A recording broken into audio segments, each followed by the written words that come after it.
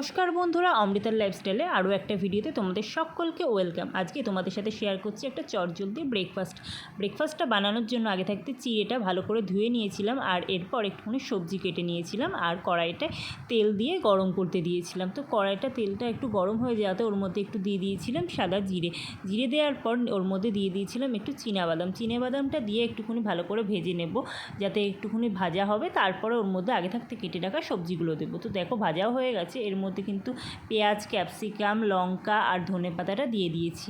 আর এরপর এটা কিন্তু একটুখানি ভালো করে ফ্রাই করে নেব, যাতে একটুখানি হালকা নরম হয়ে যাবে। তো তারপরে কিন্তু এর মধ্যে আমি যে আগে থাকতে ভালো করে ভেজা বা ধোয়ানো যে চিড়েটা ছিল, সেই চিড়েটা কিন্তু ওর মধ্যে দিয়ে দেবো। তো তার মধ্যে আমি এর মধ্যে একটু অল্প করে কিন্তু হলুদ গুঁড়ো দিয়ে দিয়েছিলাম হালকা একটু কালারের জন্য। আর এর মধ্যে এবার একটুখানি দিয়ে দিয়েছি এখানে বিট লবণ, আর একটুখানি দিয়ে দিয়েছিলাম গোলমরিচ গুঁড়ো।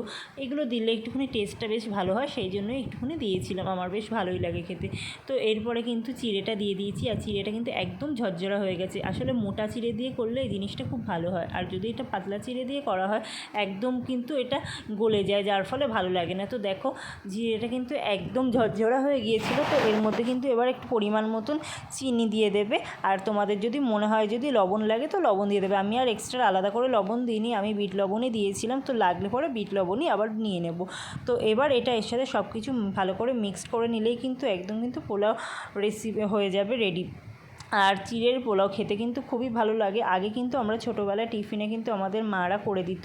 তো এটা আমার হঠাৎ সেদিন খেতে ইচ্ছে করেছিল, তাই জন্য করেছিলাম, আর সেটা তোমাদের সাথে কিন্তু শেয়ারও করে নিলাম। তো পোলাওটা কিন্তু সত্যি কথা বলতে খুবই সুন্দর খেতে হয়েছিল। তোমরা কিন্তু একবার এইভাবে কিন্তু অবশ্যই ট্রাই করে দেখতে পারো।